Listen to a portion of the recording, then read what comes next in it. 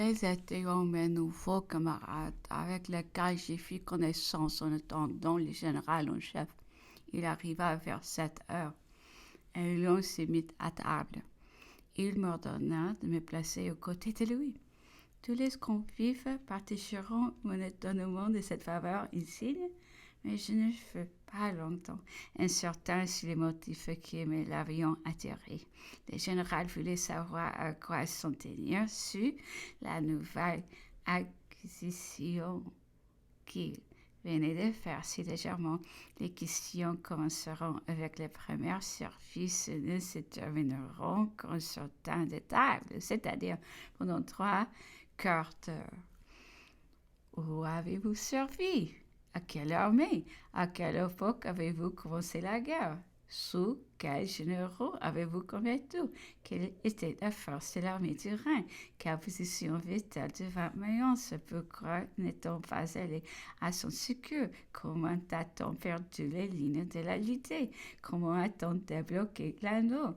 Quels généraux ont les plus de réputation à l'armée du Rhin? Quelle était la force de l'ennemi au 13 octobre, à l'heure de la reprise des lignes? Il écoutait avec attention chaque réponse et il leur donnait une rédaction précise quand celle était trop longue. Je m'aperçus bientôt à ses courtes remarques que l'histoire de l'armée du Rhin lui était parfaitement connue. La distance, la position des lieux, l'avidité des généraux, le système, leur faute, tout lui était familier. En sortant de table, il ne parla plus. Je craignais qu'il ne fût mécontent de mes réponses. Cependant, je me consolais en pensant que la preuve du champ de bataille me serait moins défavorable. Nous restâmes à Milan environ 15 jours, attendant que l'ennemi descendit encore du Tyrol pour faire un nouvel effort sur Mantoue. Le général en chef était alors dans toute l'ivresse de son mariage. Madame Bonaparte était charmante et tous les soucis du commandement, tous les soins du gouvernement d'Italie n'empêchaient pas son mari de se livrer avec abandon à tout son bonheur intérieur. C'est pendant ce séjour à Milan que le jeune peintre Cros depuis si célèbre fit le premier portrait qu'on a du général. Il le représenta sur le pont de Lodi au moment où armé tout chapeau. Il se lance en avant pour décider les troupes. Le peintre ne pouvait obtenir un moment d'audience. Madame Bonaparte le prenait sur ses genoux après le déjeuner et le fixait pendant quelques minutes. J'ai assisté à 3 de ces séances. L'âge des époux, la modestie du peintre et son enthousiasme pour les héros excusaient cette privauté. Ce portrait était alors d'une étonnante ressemblance. Quelques copies ont été faites, mais l'original est entre les mains de la reine d'Hollande, Madame la duchesse de Saint-Leu. Nous partîmes pour Rome. Le lendemain de notre arrivée, j'ai reçu l'ordre de reconnaître l'ennemi établi sur les bords de la Diche, en face des Roveredo. Mes instructions me prescrivaient de lui faire quelques démonstrations, mais de ne point engager d'action. Je devais reporter une note exacte de tous les points qu'il occupait dans la vallée avec des détails, et le général les aimait beaucoup.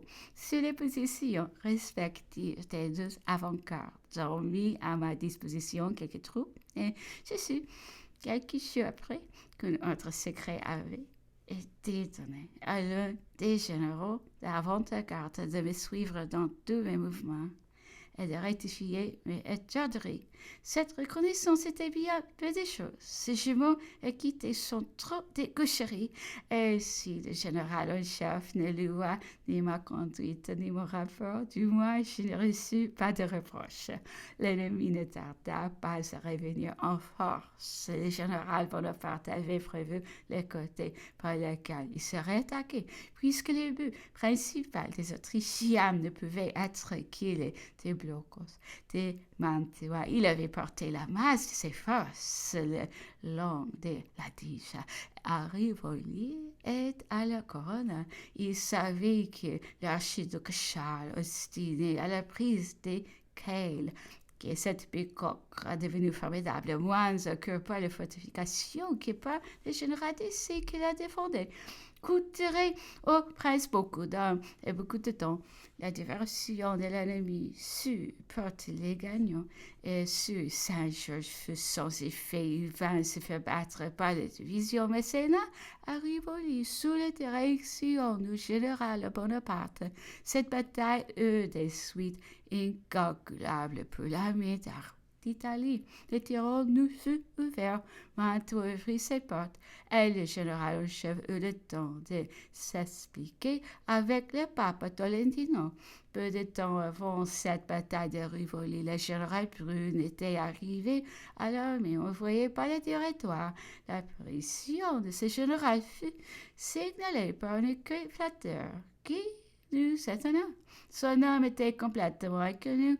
Les briqueries qui venaient faire sa première campagne, et nous étions curieux de juger jusqu'à quel point il allait mériter la distinction que le général Bonaparte lui avait accordée. Lui qui était assez peu prodigue d'éloges et si habile appréciateur du mérite, et général Brune le justifia.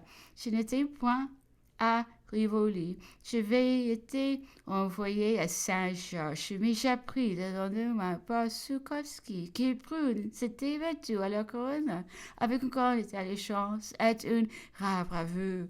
Cet officier général avait acquis une réputation singulière comme républicain en 1791, à l'époque à laquelle la monarchie espérant lutter contre l'ennemi qui bientôt l'écrasa. Brune était un chef du club des Cordeliers et commandant du temps le mouvement qui eut lieu au champ de Mars et qui le merveillit dispersa en proclamant la loi raciale, et ils furent été mis en prison, et les briqueroux que les partisans de la cour avaient voulu s'en défaire par des moyens odieux.